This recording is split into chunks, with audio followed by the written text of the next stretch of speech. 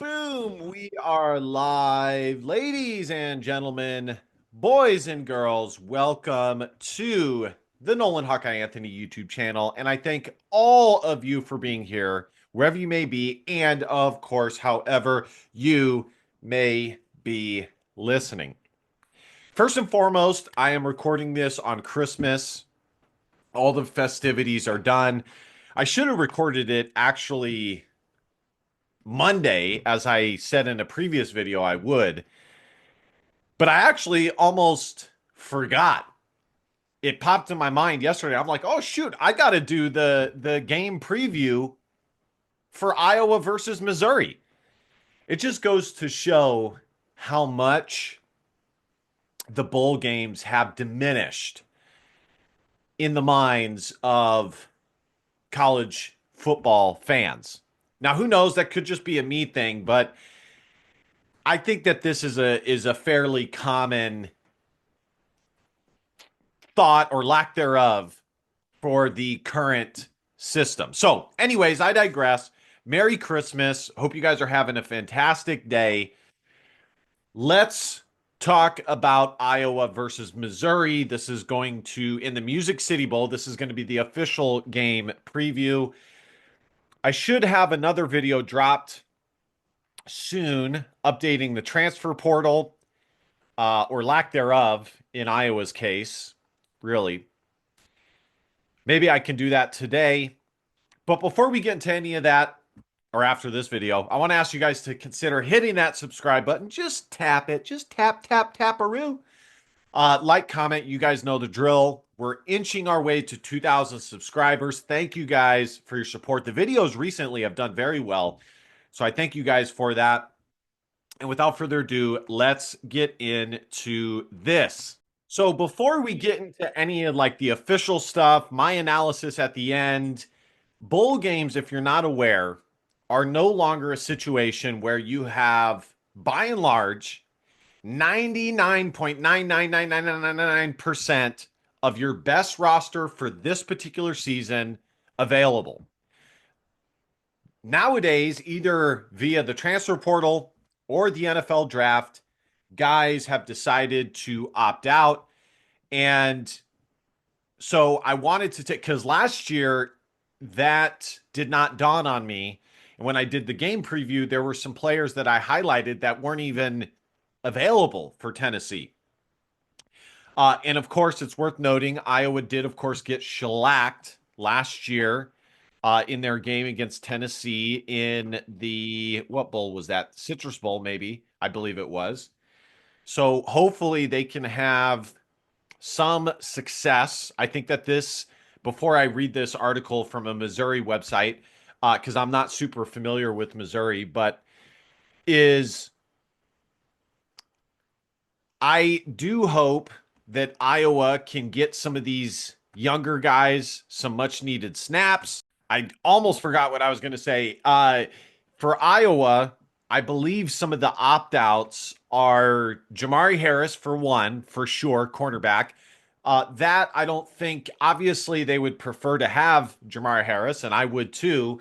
But I don't think Jamari Harris is clearing away Iowa's best DB like we've seen in years past from like a Cooper DeJean, aka Cooper DeJean, or Michael Ojemudia, or Riley Moss, or those guys. Occasionally they were, or a Desmond King, they were paired up with a good counterpart as well. But they were still clearing away the best DB, and they were sorely missed. I mean, again, I would still rather have him, but Iowa has played games without Jamari Harris because he got injured, and it's time for those guys to get snaps and reps. And to tell you the truth, given that this is not a BCS Bowl or New Year's Six Bowl, whatever you want to call it, I really look at bowl games primarily at this time to get a sneak peek at the guys that we're going to have for the following year. And I think that that's how most people see it. So honestly, even if Jamari Harris was available, I think I would lean towards still wanting him to play. But there is a huge part of me that's like, no, let's see how these other guys fare. Okay.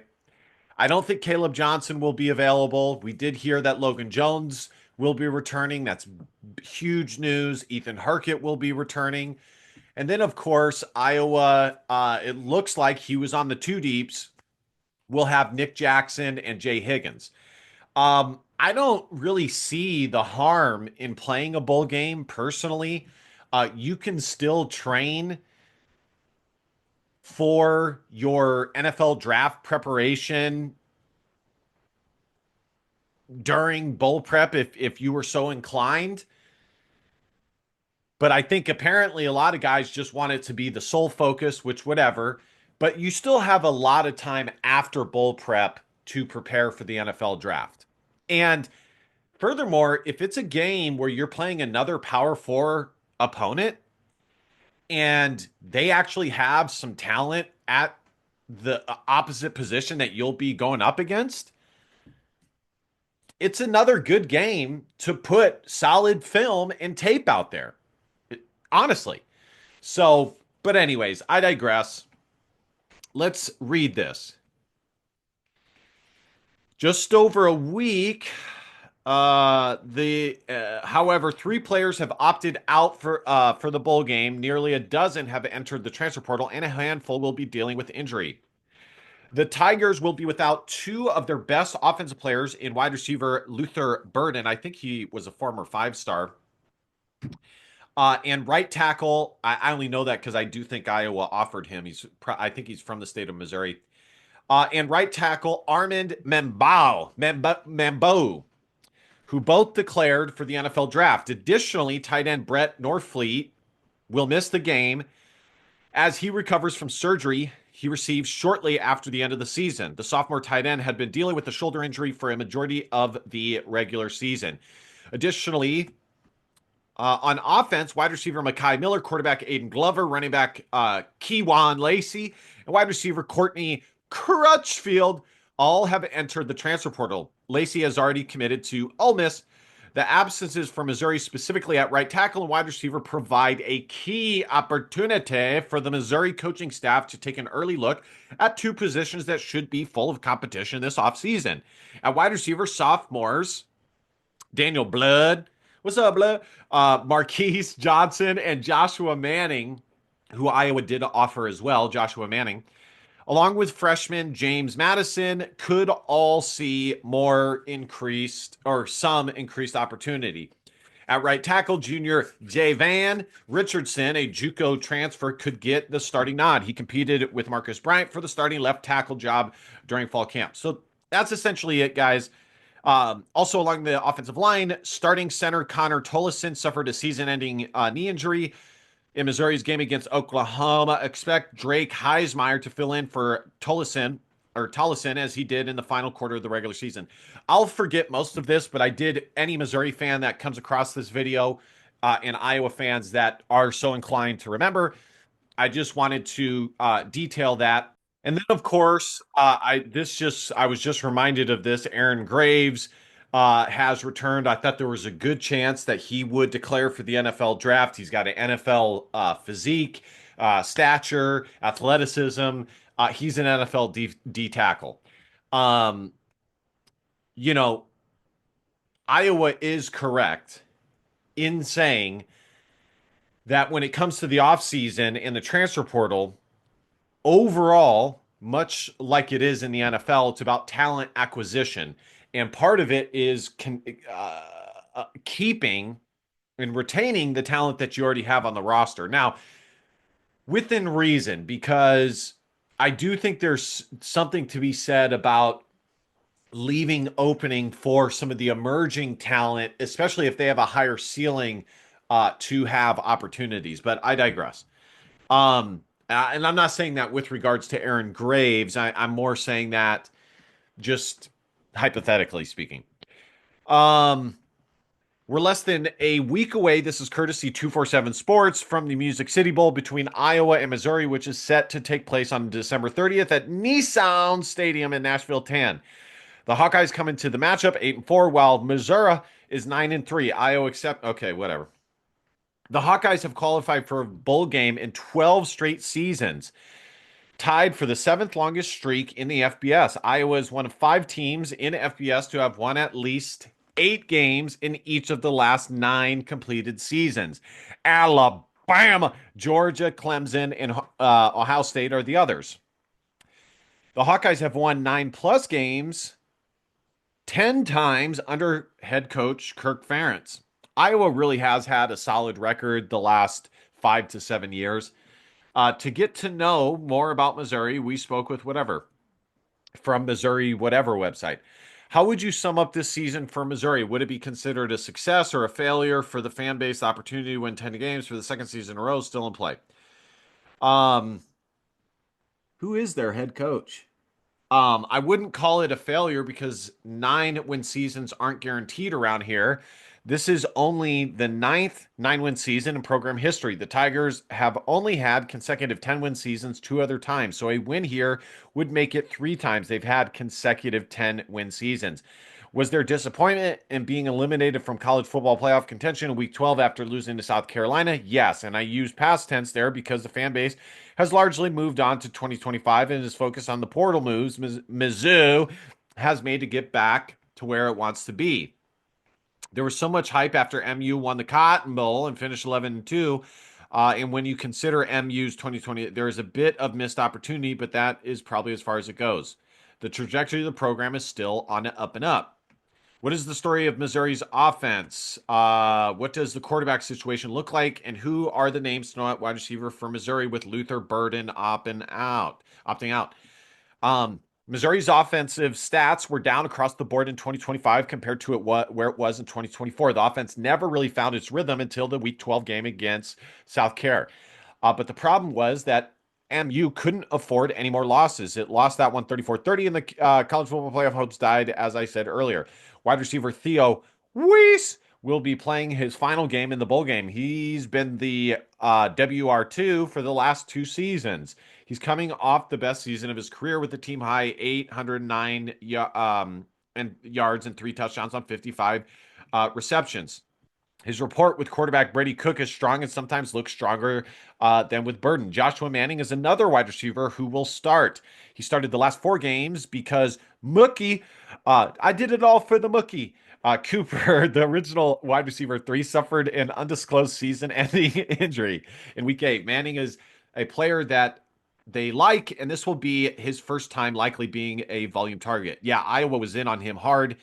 He was on campus multiple times. But of course, Iowa's offense, and he, in the end, he chose his in-state school. He actually might be from Kansas, though. No, I think he is from Missouri. Lee Summit, I think. He's basically trying to put the finishing touches on his campaign to be starter in 2025. Marquise Johnson will probably step into wide receiver 3 role. He's the team's fastest player and capable of taking the top off in a moment's notice. The offense is at its best when it establishes the run early and often. It never found a rhythm sooner in the season because the team wouldn't establish the run to start the game, wouldn't run the ball to open up the pass. Instead, MU would do it in reverse, and that's why it struggled. Head coach Eli Drinkwitz and offense coordinator Kirby Moore have some Andy Reid to them in the sense that if their team doesn't start killing it in the run immediately, they go away from the run. Running back Nate Noel was probably the team's second best offense player behind Burden when healthy. He had over 800 rushing yards and 3 tubs. Running back Marcus Carroll, Mizzou's RB2, led all position players in touchdowns with 12. He's north and south goal line back. All right, let's go to the stats. I don't want to read this whole article here. Well, actually, I'll read this because just to give this video a balanced perspective, as obviously I'm an Iowa Hawkeye fan. Missouri wins this game if it doesn't turn the ball over, don't give up short fields with giveaways, turnovers on downs, or bad punting. Many people have heard the jokes about Iowa's offense, but if you give it a short field or extra possessions, I believe the Hawkeyes can do something with that. Iowa has Division I players too. It plays in a pretty difficult conference too. Missouri can't sleepwalk in this game. It won't turn out well. Also, winning the trenches is very important on both sides of the ball. Missouri has to be able to run the ball and protect Cook, who has already suffered a high ankle sprain and a wrist to his right throwing hand this season. Again, MU can't be one-dimensional and can't be in third and long all day. Defensively, Mizzou has to stop the run, show gap integrity, and wrap up on tackles. Missouri has a couple of players that tried to deliver Madden hit stick at times instead of wrapping up, leading to opposing players ricocheting off and gaining more yards. Iowa's built in the trenches, and MU knows that. Missouri defensive tackle Christian Williams said that this will be the most disciplined offensive line it will face this season. So pressure quarterback Brendan Sullivan and force him, a running back, to pass the ball and see if they can force him to play the way Missouri wants them to play. So let's look at the stats here. All right, guys. So here we go. We'll get back to this page here momentarily, but let's take a look at this. Missouri comes into this game as 1.5 point favorites according to Vegas. The game's at 11:30. Football Power Index is kind of similar, giving Missouri a roughly 5 percentage point better chance to win, 52.5% compared to Iowa's 47.5. B. Cook had 2,248 yards, 9 touchdowns, 2 INTs. And Noel had 804 yards, as already mentioned. And then T. Weiss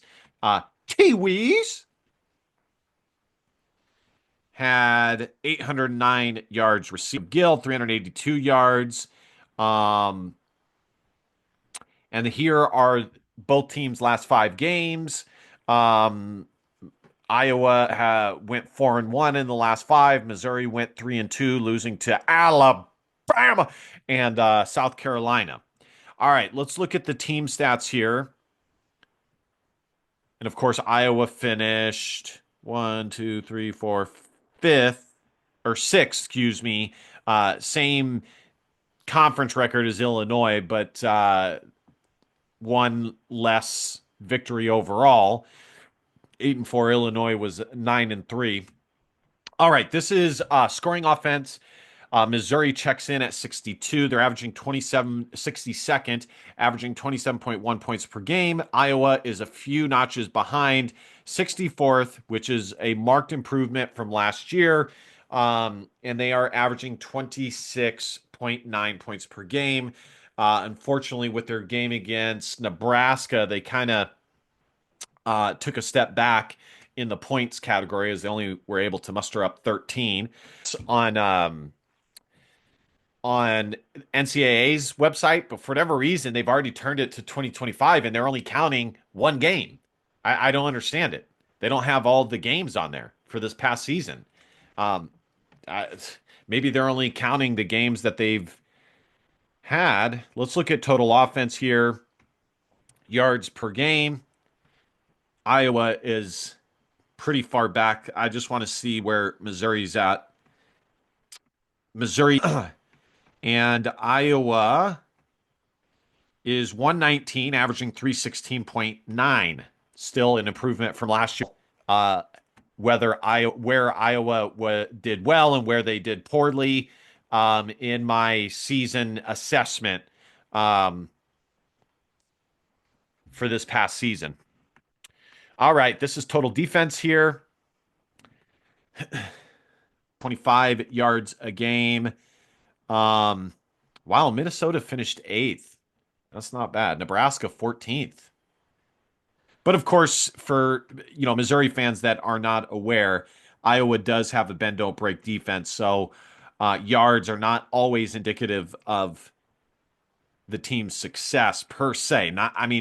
For the most part it is, but not like it would be for other teams. Trying to find Missouri here. There's Iowa State. Are they really this far back? There's no way. Let me pause this so I can find it. All right, I found them. They are 32nd, a few notches behind Iowa, giving up 340.5. And lastly, let's look at scoring defense here. Iowa finished 12th in the country in scoring defense, giving up 18 points. And this is exactly my point. They're 22nd in total defense, but they're 12th in scoring defense. Minnesota 16th, and they were eighth in total defense. So really solid there. And let's see if I have an easier time finding Missouri on this. And I'm not. It's so crazy. The one team that you're trying to find, you can never find. And Missouri is 28th, giving up 29.9 points per game. All right, guys, just to wrap this up, um, this will be an interesting game. Bowl games are not what they used to be. It'll still be a Power Four level game because the guys that are playing in this game will be starters next year.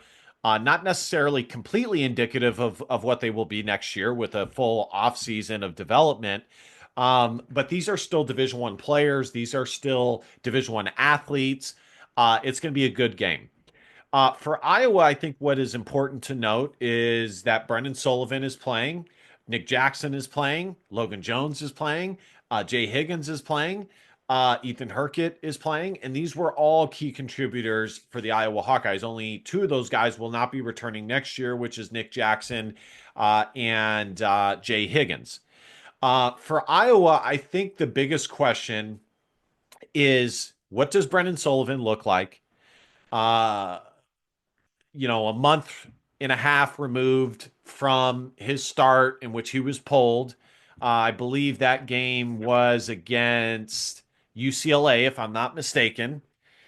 Jackson Stratton started the remainder of games with Brendan Sullivan being injured. At this point, it looks like Brendan Sullivan is going to be the guy next year. And I was kind of always anticipating that. I have done many videos stating that it would be hard for Iowa to find a quarterback that was at the same level or better than Brendan Sullivan, who could come in and immediately compete with him for the starting job, if not be the favorite to win it. So I want to see what he's capable of. I think I have somewhat of an understanding, but now with more time, more familiarity with Tim Lester's offense, and that's another thing, just kind of a smaller thing that I am curious about is where Tim Lester's offense is at.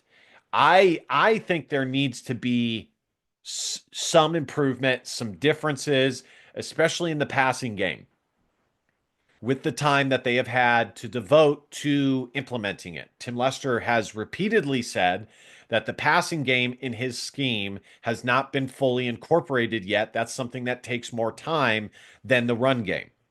The last thing is, of course, the run game. Uh, Without All American Caleb Johnson, Iowa will be with Kamari Moulton and Josiah Patterson. Now, us Iowa fans are far more familiar with those two running backs than, quite frankly, we are with Brendan Sullivan. And those two are more than capable running backs. And I feel very confident about Iowa's running back room going into next year. Will any other guys get touches? Will true freshman Brevin Dole or true freshman Xavier Williams? Um, or will it primarily be a two-headed monster? Will Iowa move Terrell Washington Jr. over there after he's kind of gone back and forth between running back, wide receiver, running back, wide receiver, running? So that's it. But I believe that Kamari Moulton has the mentality. The jump that he made from year one to year two was massive.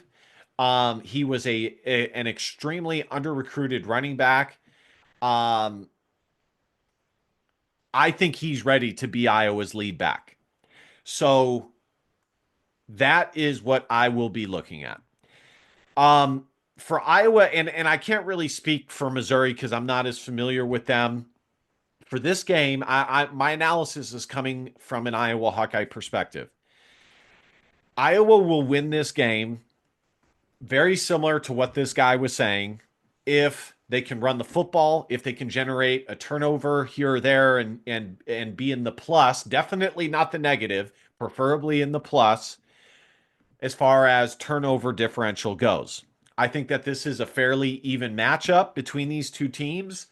As far as talent level goes, I would even possibly be willing to say, given the guys that have opted out for Missouri, that Iowa might have the slight edge. Now, again, Iowa's without Jamari Harris, they're without Caleb Johnson, and those two definitely not being there takes away from the talent level that Iowa has. But if you look at these two teams based on the team stats, Missouri is slightly better offensively. Iowa is slightly better defensively.